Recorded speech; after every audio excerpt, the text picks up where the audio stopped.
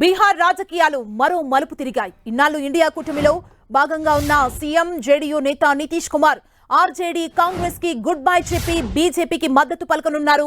CM పదవికి రాజీనామా చేసి బీజేపీ మద్దతుతో ప్రభుత్వాన్ని ఏర్పాటు చేయనున్నారు. ఈ క్రమంలోనే సాయంత్రం 4:30 రాజ్భవన్ కు వెళ్లనున్నారు నితీష్ కుమార్. ఇప్పటికే బీజేపీకి చెందిన బీహార్ ఎమ్మెల్యేలంతా ఢిల్లీలో మకాం వేయగా బీజేపీ జాతీయ ప్రధాన కార్యదర్శి వినోద్ తావ్డే కాసేపట్లో పాట్నా వెళ్లనున్నారు. ఇక జేడీయూ ఎమ్మెల్యేలంతా సాయంత్రానికి పాట్నా రావాలని ఆదేశాలు జారీ చేసిన నితీష్ ఈ రోజు అన్ని కార్యక్రమాలు రద్దు చేసుకున్నారు. సాయంత్రం గవర్నర్ ను కలిసి సీఎం పదవికి రాజీనామా చేసి బీజేపీ మద్దతుతో ప్రభుత్వం ఏర్పాటు చేసేందుకు వ్యూహం రచించారు. తమకు మద్దతు పలికే బీజేపీకి 2 డిప్యూటీ సీఎం పదవులు ఇచ్చేందుకు ఒప్పందం కుదిరినట్లు తెలుస్తోంది. ఇదే అంశానికి సంబంధించి మరింత సమాచారం మా ప్రతినిధి గోపి అందిస్తారు. గోపి, బీహార్ రాజకీయ పరిణామాలు ఇప్పుడు ఉత్కంఠను రేకెత్తిస్తున్నాయి. 2024 సార్వత్రిక ఎన్నికలకు ముందు దేశ రాజకీయాల్లోనే ఒక సంచలన నిర్ణయం తీసుకునే దిశగా నితీష్ కుమార్ అడుగులు వేస్తున్నట్లుగా తెలుస్తోంది. ఇప్పటి వరకు ఇండియా కూటమి ఏర్పాట్లోనూ అలాగే ఇండియా కూటమిలో కీలక నేతగా ఉన్న నితీష్ కుమార్ ఇప్పుడు ఇండియా కూటమికి గుడ్ బై చెప్పి ఇప్పుడు బీహార్ లో ప్రస్తుతం అధికారంలో ఉన్న జేడీయూ, ఆర్జేడీ అలాగే కాంగ్రెస్ ప్రభుత్వాన్ని రద్దు చేసి బీజేపీ మద్దతుతో ప్రభుత్వాన్ని ఏర్పాటు చేసే ఆలోచనలో నితీష్ కుమార్ ఉన్నారు. నితీష్ కుమార్ కి బీజేపీలోకి రావడం, బీజేపీని వీడటం కొత్తమే కాదు. 2014 నుంచి ఇప్పటి వరకు 10 ఏళ్లలో 2 సార్లు బీజేపీ గుడ్ బై చెప్పి మళ్ళీ 2వ సార్లు బీజేపీలోకి వస్తున్న పరిస్థితి కనిపిస్తోంది. ఈ రోజు అన్ని కార్యక్రమాలను కూడా జేడీయూ రద్దు చేసుకుంది. సాయంత్రానికల్లా ఎమ్మెల్యేలందరినీ కూడా పాట్నాకి రావాలని చెప్పి జేడీయూ అధినేత ఇటు పిలిపివ్వడం జరిగింది.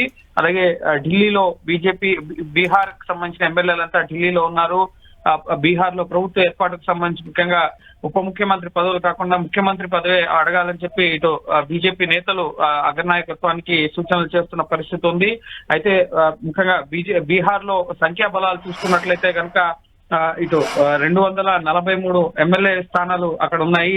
ఈ 243 స్థానాల్లో మెజారిటీ ప్రధానంగా ఎన్డీఏ కూటమికి 82 స్థానాలు ప్రధానంగా అక్కడ ముఖ్యంగా ఎమ్మెల్యేల సంఖ్యాబలం ఉంది. అలాగే జేడీయూకి 45 స్థానాలు. కావాల్సిన 123 సంఖ్యాబలం అనేది కరెక్ట్ గా సరిపోతుంది. ఇటు బీజేపీ అలాగే జేడీయూ ఎన్డీఏ కలిసి ఎన్డీఏ కూటమి ముఖ్యంగా హిందుస్థాన్ వామ మోర్చా అలాగే బీజేపీ ఇటు జేడీయూ ఈ 3 పార్టీలు కలిసి అక్కడ ప్రభుత్వాన్ని ఏర్పాటు చేయడానికి కావాల్సిన సంఖ్యాబలం ఉంది. ఆర్జేడీకి 79, కాంగ్రెస్ కి 19 సహా లెఫ్ట్ పార్టీలకు 16 అలాగే ఒక స్వతంత్ర ఎమ్మెల్యే ఇటు బీహార్ లో ఉన్న పరిస్థితి ఉంది. అయితే ఎందుకు పొరపక్షాలు వచ్చాయి? ముఖ్యంగా ఇండియా కూటమిలో ప్రధాని అభ్యర్థిగా ఇటు నితీష్ కుమార్ ని మొదటే ముఖ్యంగా ప్రకటించి ఉంటే ఈ పరిస్థితి వచ్చేది కాదు అని చెప్పి అఖిలేష్ యాదవ్ ముఖ్యంగా నితీష్ కుమార్ యూటర్న్ తీసుకోవడం పట్ల స్పందించిన పరిస్థితి ఉంది. స్థానిక ప్రాంతీయ పార్టీలకు కాంగ్రెస్ పార్టీ ఇండియా కూటమిలో అంత ప్రాధాన్యత ఇవ్వడం లేదు అన్న విమర్శలకు కూడా ఇటు అఖిలేష్ యాదవ్ చేయడం జరిగింది. అయితే ముఖ్యంగా ప్రస్తుతం కేంద్ర ప్రభుత్వం తీసుకున్న నిర్ణయాలు కానీ వేస్తున్న అడుగులు కానీ ముఖ్యంగా రామ మందిర నిర్మాణం పూర్తి కావడం అలాగే ఇటు బీజేపీ మళ్ళీ అధికారంలోకి వస్తుందన్న అంచనాలు కానీ అలాగే ఇండియా కూటమిలో ఉన్న పార్టీలు ఒక్కొక్కటిగా ఇటు టీఎంసీ కానీ అలాగే ఆమ్ ఆద్మీ పార్టీ కానీ కాంగ్రెస్ కు వ్యతిరేకంగా మాట్లాడుతూ సొంతగానే పోటీ చేస్తామన్న నిర్ణయాలు ప్రకటిస్తుండడంతో ఇప్పుడు నితీష్ కుమార్ కూడా ఈ నిర్ణయం తీసుకున్నట్లుగా తెలుస్తోంది. ప్రస్తుతం అక్కడున్న జేడీయూ అలాగే ఆర్జేడీ పైన కొంత వ్యతిరేకత వ్యక్తమవుతున్న పరిస్థితి ఉంది. ఆర్జేడీ కూడా ప్రభుత్వాన్ని నిలబెట్టుకునేందుకు కొన్ని ప్రయత్నాలు చేశారు. లాలూ ప్రసాద్ యాదవ్ కూడా నితీష్ కుమార్ ఫోన్ చేసి మాట్లాడడం జరిగింది. ఇటు దళిత గిరిజనులు అలాగే వెనుకబడిన వర్గాల వారు మన వెంట ఉంటారు, భయపడాల్సిన అవసరం లేదు, ప్రభుత్వం మళ్ళీ అధికారంలోకి వస్తుందని చెప్పినప్పటికీ కూడా 2025 వరకు కూడా నితీష్ కుమార్ ని ముఖ్యమంత్రి ప్లేస్ లో ఉంచి ఆ తర్వాత ముఖ్యంగా ఎన్నికలకు వెళ్ళాలి. 2024 సార్వత్రిక ఎన్నికలు కలిసి పోటీ చేయాలన్న ప్రతిపాదనను బీజేపీ ఉంచినట్లుగా తెలుస్తుంది. అందులో భాగంగానే ప్రస్తుత ఆర్జేడీ అలాగే జేడీయూ కాంగ్రెస్ ప్రభుత్వాన్ని రద్దు చేసి బీజేపీతో కలిసి ముఖ్యంగా ప్రభుత్వాన్ని ఏర్పాటు చేసే ఆలోచనలో నితీష్ ఉన్నట్లుగా తెలుస్తోంది. గోపి, అంటే తమకు మద్దతు పలికే బీజేపీకి 2 పదవులు ఇచ్చేందుకు కూడా ఒక ఒప్పందం కుదిరినట్టు తెలుస్తుంది కదా, అంటే దానికి సంబంధించి ఏం డెసిషన్ కు వచ్చారు? సార్, 2 ఉప ముఖ్యమంత్రి పదవులు. ఎందుకంటే ఇటు బీహార్ లో బీజేపీకి 78 అసెంబ్లీ ముఖ్యంగా ఎమ్మెల్యేల సంఖ్యాబలం అనేది ఉంది. జేడీయూకి కేవలం 45 ఎమ్మెల్యేల సంఖ్యాబలం మాత్రమే ఉంది. కానీ ఇప్పటి వరకు నితీష్ కుమార్ ని రెండు సార్లు ముఖ్యమంత్రిగా ఇటు బీజేపీ బలపరిచిన పరిస్థితి 2015 అసెంబ్లీ ఎన్నికల్లో కానీ ఆ తర్వాత 20 అసెంబ్లీ ఎన్నికల్లో కానీ ఇటు నితీష్ కుమార్ ముఖ్యమంత్రిగా పనిచేశారు.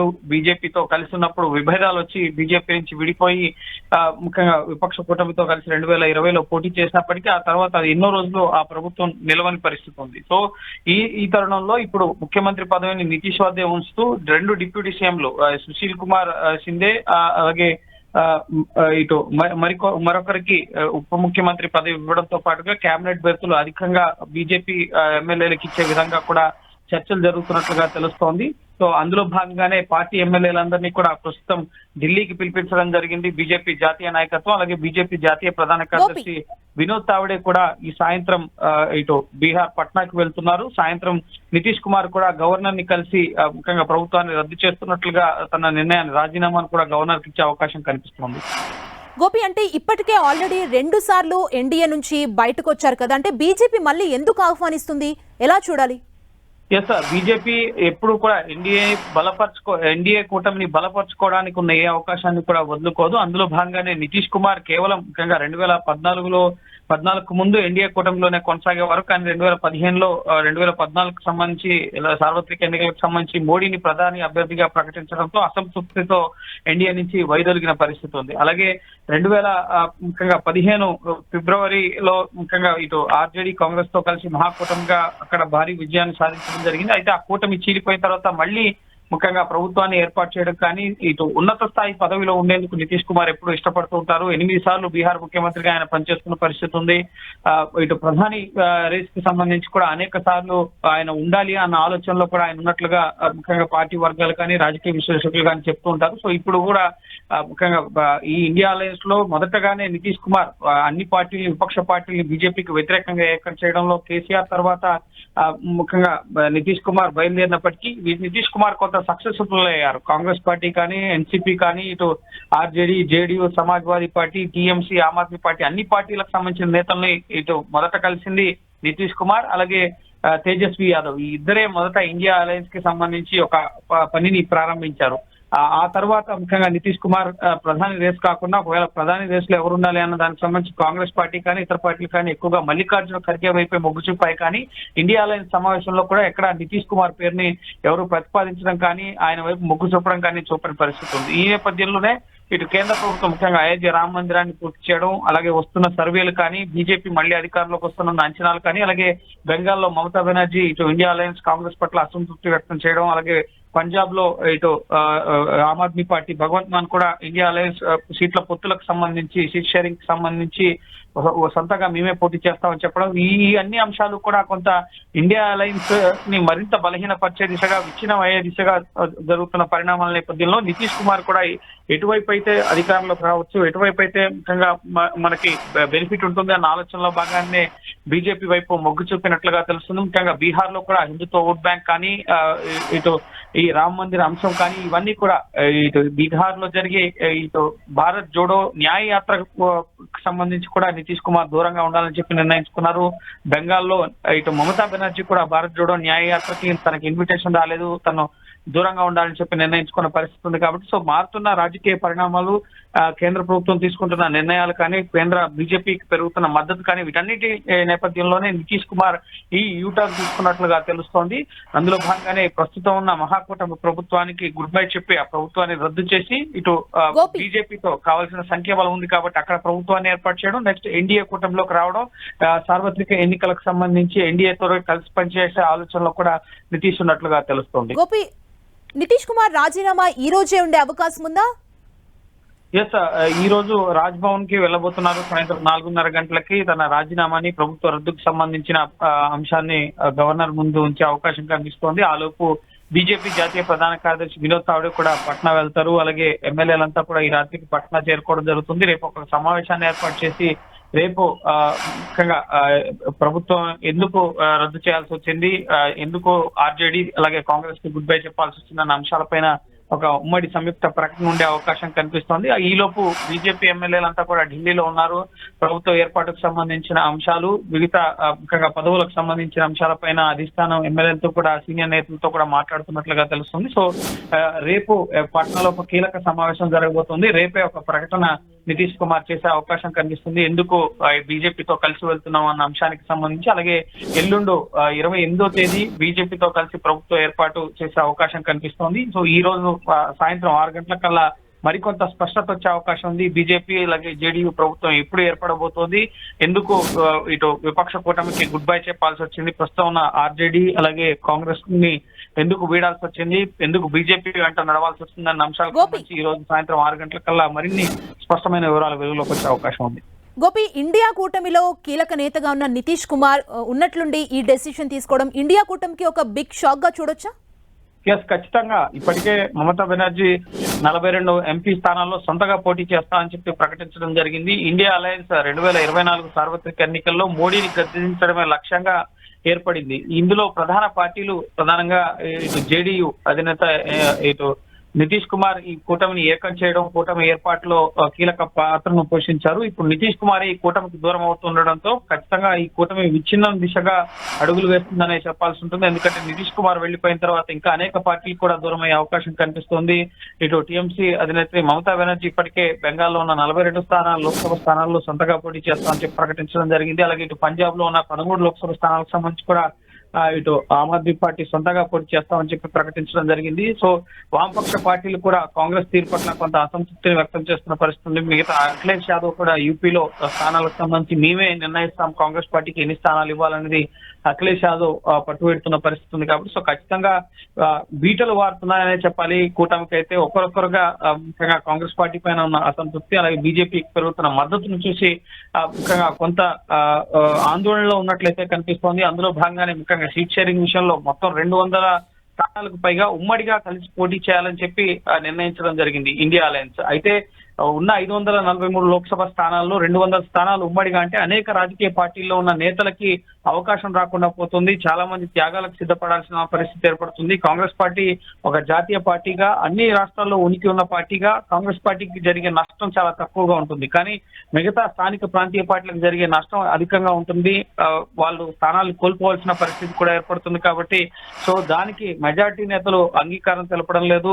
క్షేత్రస్థాయిలో పార్టీ అధిష్టానం, పార్టీ నాయకత్వం పైన తమ అసంతృప్తిని వ్యక్తపరుస్తున్నారు. తాము పార్టీ స్థానాలు కోల్పోవడానికి, ముఖ్యంగా ఎంపీ స్థానాలు కోల్పోవడానికి ఇష్టపడడం లేదు. దీని ఇంపాక్ట్ ముఖ్యంగా అసెంబ్లీ ఎన్నికల పైన కూడా పడుతుంది అన్న అభిప్రాయాన్ని నాయకత్వానికి వివరించడంతోనే ఇప్పుడు ఇండియా కూటమిలో ఉన్న నేతలంతా వరుసగా తమ అసంతృప్తిని వ్యక్తం చేస్తూ ఇటు ఎన్నికల దగ్గరకు వచ్చే సమయానికి సీట్లు పంపకాల విషయాన్ని వచ్చేసరికి ముఖ్యంగా మేము ఒంటరిగానే పోటీ చేస్తాం, సీట్లను పొత్తుల్లో పంచుకోలేము అన్న అభిప్రాయాన్ని వ్యక్తపరుస్తున్న పరిస్థితి ఉంది. సో ఖచ్చితంగా ఇండియా కూటమికి సంబంధించి దీనిపైన నితీష్ కుమార్ నిర్ణయం అనేది భారీ ఇంపాక్ట్ చూపించే అవకాశం కనిపిస్తుంది. ఎందుకంటే నితీష్ కుమార్ ఇండియా అలయన్స్ కి ఒక బీజం వేశారు. మొదట కేసీఆర్ ప్రయత్నాలు చేసినప్పటికీ కూడా బీజేపీకి వ్యతిరేకంగా అన్ని పార్టీలను ఏకం చేయడానికి అందులో ముందుకు వెళ్ళలేకపోయారు. కానీ ఆ తర్వాత నితీష్ కుమార్, తేజస్వి యాదవ్ అన్ని పార్టీల నేతల్ని కలవడం, వరుసగా ఇటు ఆమ్ ఆద్మీ పార్టీ నేత కేజ్రీవాల్ ని కానీ, తమిళనాడులో స్టాలిన్ ని కానీ, కేసీఆర్ ని, ఈ విధంగా అన్ని పార్టీలకు సంబంధించిన నేతల్ని కూడా ఇటు నితీష్ కుమార్ కలిసి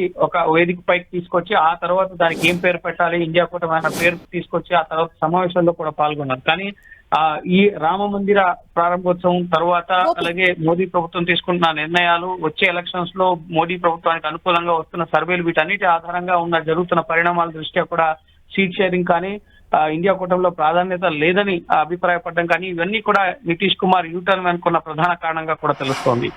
గోపి, అంటే తాజా పరిస్థితుల్ని చూస్తున్నాం, అంటే ఇండియా కూటమి పరిస్థితి ఏంటి ఇప్పుడు? ఎస్, ప్రస్తుతం ఇండియా కూటమి నేతలంతా ఒకరొకరు స్పందిస్తున్నారు. అసంతృప్తిని వ్యక్తపరచడం పట్ల ఇటు నితీష్ కుమార్ యూటర్న్ తీసుకోవడం పట్ల అఖిలేష్ యాదవ్ కాసేపు క్రితం స్పందించారు. ఆయన నిర్ణయం నిరుత్సాహపరిచింది, నిరాశపరిచింది. మొదటే నితీష్ కుమార్ కి ముఖ్యంగా ప్రధాని అయ్యే అవకాశం ఈ ఇండియా కూటమిలో కొనసాగితే ఆయన ప్రధాని అయ్యే అవకాశం కూడా వచ్చిండేది. ఒకవేళ ఇండియా కూటమి గెలిస్తే ఎవరో ఒకరికి ప్రాంతీయ పార్టీల నేతలు గతంలో కూడా ప్రధానులైన సందర్భాలు ఉన్నాయి. ఇప్పుడు కూడా ఇండియా కూటమిలో బీజేపీకి వ్యతిరేకంగా పోరాటాన్ని కొనసాగిస్తే ఖచ్చితంగా ఎవరో ఒకరికి అవకాశం వస్తుంది అని చెప్పి ఇటు అఖిలేష్ యాదవ్ స్పందించడం జరిగింది. సో ఖచ్చితంగా రానున్న రోజుల్లో ఇండియా కూటమి నుంచి కొందరు వెళ్ళిపోతారా అని చెప్పి ముందే మాకు తెలుసు అని చెప్పి కూడా వామపక్ష పార్టీలకు సంబంధించిన నేతలు చెప్తున్నారు. ఇటు ఇండియా కూటమిలో లెఫ్ట్ పార్టీస్ ఉండొద్దు, అలాగే సీట్లను తామే నిర్ణయిస్తామని చెప్పి మొదటే మమతా బెనర్జీ చెప్పింది. కానీ ఇవన్నీ తర్వాత తీసుకునే నిర్ణయాలు కాబట్టి ప్రస్తుతం కూటమిలో కొనసాగాలని చెప్పి మమతా బెనర్జీని గతంలో కోరడం జరిగింది. అందుకే ఆమె కూటమిలో కొనసాగారని చెప్పి వామపక్ష నేతలు కూడా స్పందిస్తున్న పరిస్థితి ఉంది. సో ఒకరొకరుగా ముఖ్యంగా ఈ బెంగాల్లో అలాగే పంజాబ్ లో జరుగుతున్న పరిణామాలు ఇప్పుడు నెక్స్ట్ కేరళ పైన కూడా ఎఫెక్ట్ చూపించే అవకాశం ఉంది. కేరళలో అక్కడ ఎల్డీఎఫ్ ప్రభుత్వం అధికారంలో ఉంది.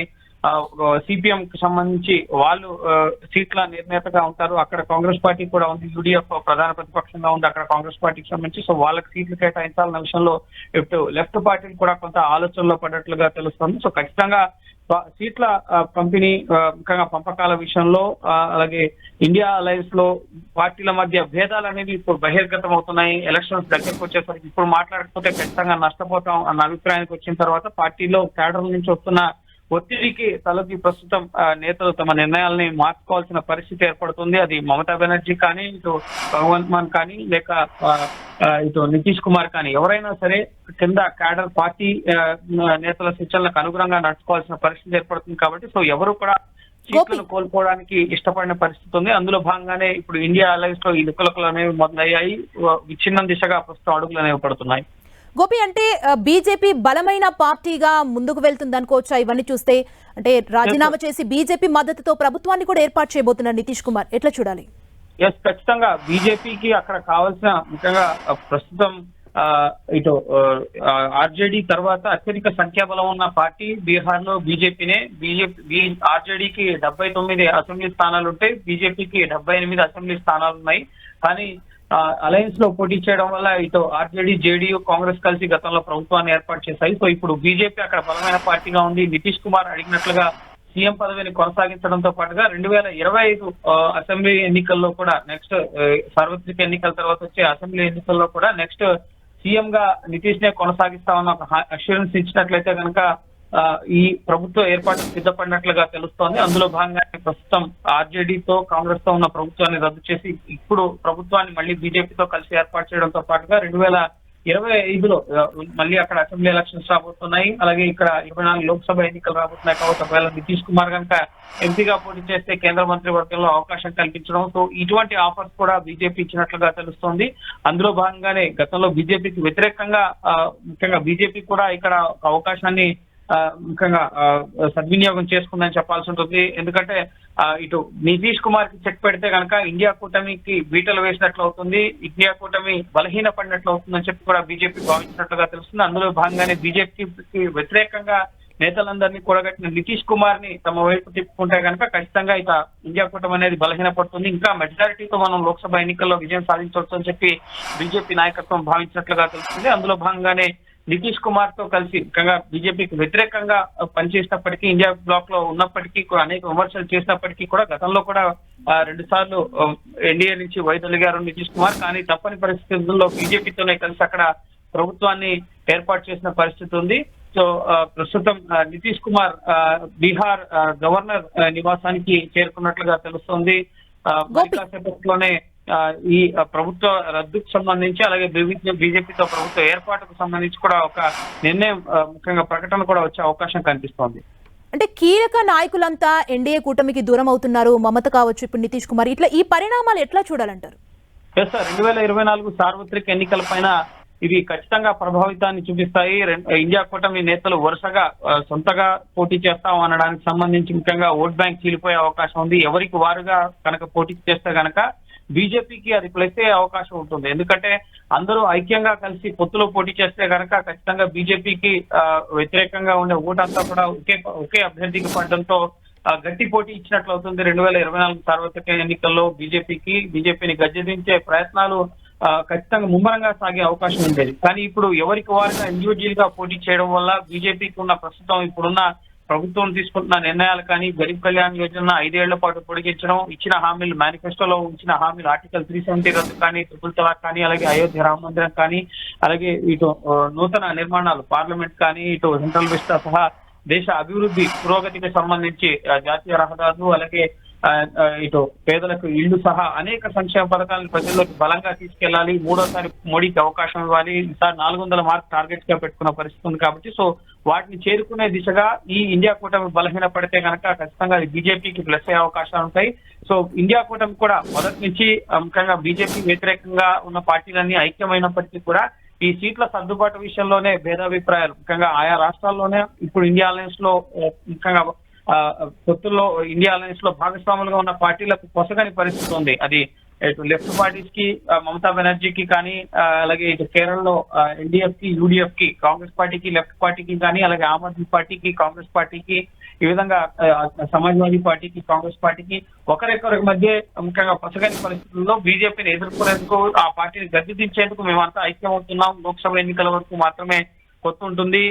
ఇటు కొన్ని సీట్లను కోల్పోయినా కూడా బీజేపీని గద్దె దించేందుకు ఒక అవకాశంగా భావించారు. కానీ ప్రస్తుతం పార్టీలో వస్తున్న ప్రెషర్స్ ముఖ్యంగా గ్రౌండ్ స్థాయిలో ముఖ్యంగా ఎవరు కూడా సీట్లను వదులుకోలేని పరిస్థితి, పార్టీకి నష్టం జరుగుతుంది. అలా అయినా సరే బీజేపీకి ఎక్కువ ప్లస్ అవుతుంది అన్న అభిప్రాయాలు క్షేత్ర స్థాయిలో కేడర్ వ్యక్తపరుస్తుండడంతోనే ప్రస్తుతం ఇండియా అలయన్స్ లో ముఖ్యంగా ఈ బీటలు అనేవి వారై ఒకరొకరుగా బయటపడుతూ ముఖ్యంగా బీజేపీ వైపు చూస్తున్న పరిస్థితి ప్రస్తుతం కనిపిస్తోంది. టీఎంసీ కానీ, ఆమ్ ఆద్మీ పార్టీ కానీ సొంతగానే పోటీ చేసినప్పటికీ ఇప్పుడు నితీష్ కుమార్ నిర్ణయం మాత్రం భిన్నంగా ఉంది.